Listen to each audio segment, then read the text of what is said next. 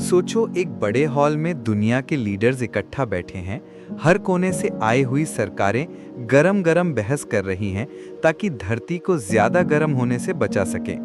यही है तस्वीर ग्लोबल क्लाइमेट कॉन्फ्रेंसेस की, जिन्हें हम COPs कहते हैं, कॉन्फ्रेंसेस ऑफ द पार्टीज, जो UN के क्लाइमेट ट्रीटी के अंडर होती हैं। 1997 का क्योटो प्रोटोकॉल पहला बड़ा स्टेप था, जिसमें डेवलप्ड कंट्रीज को अपने ग्रीन हाउस गैस एमिशंस कम करने के लिए लीगली बाइंड किया गया। लेकिन सवाल था, आगे क्या? क्योटो का पहला फेज 2012 में खत्म हो रहा था, लेकिन दुनिया अब भी गर्म हो रही थी, ग्लेशियर्स पिघल रहे थे और तूफान ज्यादा खतरनाक बन रहे थे। इसलिए देश बार बार मिलने लगे एक नई कहानी लिखने के लिए। क्योटो और 2015 के पेरिस एग्रीमेंट के बीच का ये सफर एक लंबी टेढ़ी मेढ़ी कहानी थी, जिसमें वादे थे, कुछ निराशाएं, कुछ ब्रेक थ्रूज और बहुत सारे लेसन्स। ये कहानी बाली, इंडोनेशिया से शुरू होती है 2007 में। ये मीटिंग एक रीसेट बटन जैसी थी। सबको पता था कि क्योटो खत्म होने वाला है और एक नई प्लानिंग जरूरी है। बाली में बाली रोड मैप बना, एक 2 साल का प्लान जिसमें एक नया ग्लोबल डील नेगोशिएट करना था। यही बाली एक्शन प्लान लॉन्च हुआ, जिसमें विजन दिया गया कि सिर्फ रिच कंट्रीज ही नहीं, बल्कि डेवलपिंग कंट्रीज जैसे इंडिया और चाइना, जो फास्ट ग्रो कर रहे थे और फ्यूल ज्यादा जला रहे थे, उन्हें भी कुछ स्टेप्स लेने होंगे।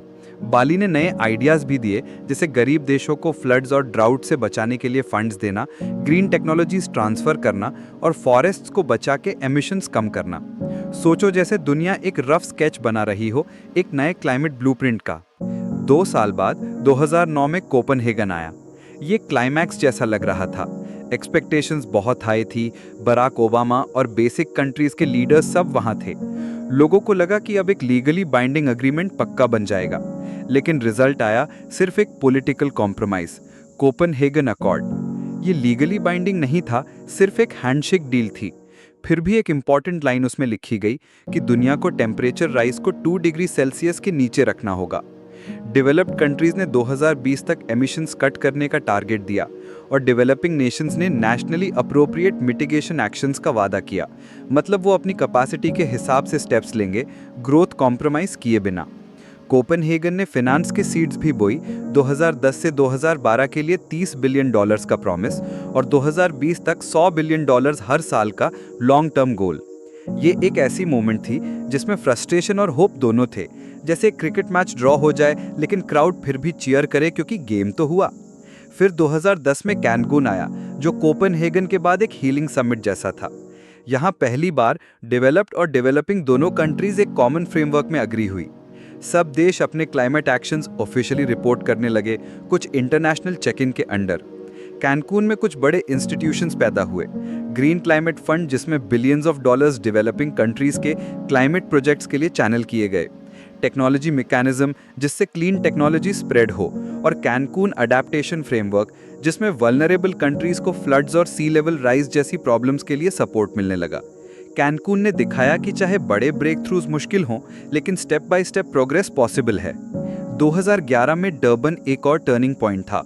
इंडिया और बाकी डेवलपिंग नेशंस ने डिमांड की कि इक्विटी प्रिंसिपल इंटैक्ट रहे, मतलब डेवलप्ड कंट्रीज जो सदियों से पोल्यूट कर रहे थे, उन्हें ज्यादा बर्डन उठाना होगा। डर्बन ने डर्बन प्लेटफॉर्म लॉन्च किया, एक रोड मैप जिसमें डिसाइड हुआ कि 2015 तक एक नया ग्लोबल एग्रीमेंट फाइनलाइज होगा और 2020 के बाद इंप्लीमेंट होगा। क्योटो प्रोटोकॉल को भी एक्सटेंड किया गया सेकेंड फेज में, ताकि रिच नेशंस के टारगेट्स वैनिश ना हो जाएं। ग्रीन क्लाइमेट फंड को पुश मिला, लेकिन अभी तक खाली था। अडेप्टेशन और ट्रांसपेरेंसी मैकेनिज्म्स पर भी बात हुई। डर्बन को आप ऐसे समझ लो जैसे नया घर बनाने का प्लान अप्रूव हो गया, लेकिन असली कंस्ट्रक्शन बाद में स्टार्ट होगा। सफर आगे बढ़ा 2012 में दोहा के साथ, जहां क्योटो प्रोटोकॉल को अमेंड किया गया और एक 8 साल का सेकेंड कमिटमेंट पीरियड 2013 से शुरू हुआ। ट्रांसपेरेंसी रूल स्ट्रॉन्ग किए गए ताकि एमिशन कट्स को क्लियरली मेजर और वेरीफाई किया जा सके।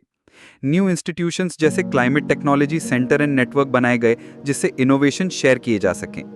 यहीं डिसाइड हुआ कि साउथ कोरिया के सोंगडो सिटी में ग्रीन क्लाइमेट फंड का हेडक्वार्टर होगा।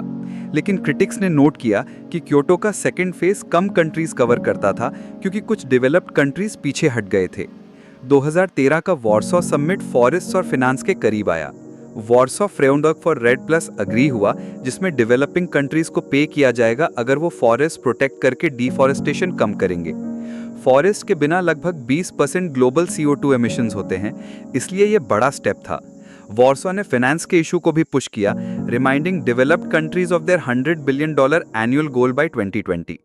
सबसे इंपॉर्टेंट यहाँ पर एक नई idea I, intended nationally determined contributions की।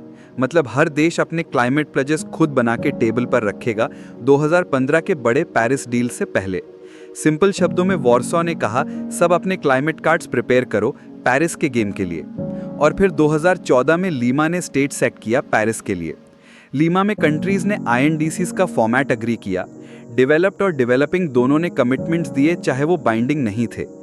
ट्रांसपेरेंसी एनहांस हुई, डेवलप्ड कंट्रीज ने अपने प्रोग्रेस के रिव्यूज एक्सेप्ट किए। अडेप्टेशन को स्पॉटलाइट मिल गया। नेशनल अडेप्टेशन प्लान्स लॉन्च हुए और नॉलेज शेयरिंग इनिशिएटिव शुरू हुए। ग्रीन क्लाइमेट फंड को $10 बिलियन से ज्यादा प्लेजेस मिले, जो दिखाता था कि पैसे का कॉन्वर्सेशन आगे बढ़ रहा है। लीमा ने एक ह्यूमन टच भी ऐड किया। Work programme on gender adopt किया गया, जिसमें माना गया कि विमेन और मेन क्लाइमेट इम्पैक्ट्स को अलग तरीके से फेस करते हैं और दोनों को सॉल्यूशंस में इक्वल रोल मिलना चाहिए। आखिर में लीमा ने पेरिस के लिए ग्राउंड वर्क क्लियर कर दिया, ताकि सब कंट्रीज एक प्लेज के साथ रेडी हों। तो क्योटो और पेरिस के बीच का सफर सीधा नहीं था, बल्कि एक टेढ़ी मेढ़ी जर्नी थी। बाली के रोड मैप से शुरू होके कोपेनहेगन की निराशा, कैनकून के कंस्ट्रक्टिव स्टेप्स, डरबन के इक्विटी फाइट्स, दोहा के एक्सटेंशंस, वॉर्सो का फॉरेस्ट फाइनेंस फोकस और लीमा का ग्राउंड वर्क, हर COP ने एक ब्रिक ऐड की। जब तक पेरिस आया 2015 में, दुनिया ने इतना ट्रस्ट, मैकेनिज्म्स और मोमेंटम बना लिया था कि एक हिस्टोरिक डील पॉसिबल हो गया, जहां हर देश, रिच या पुअर, सबको एक रोल निभाना था।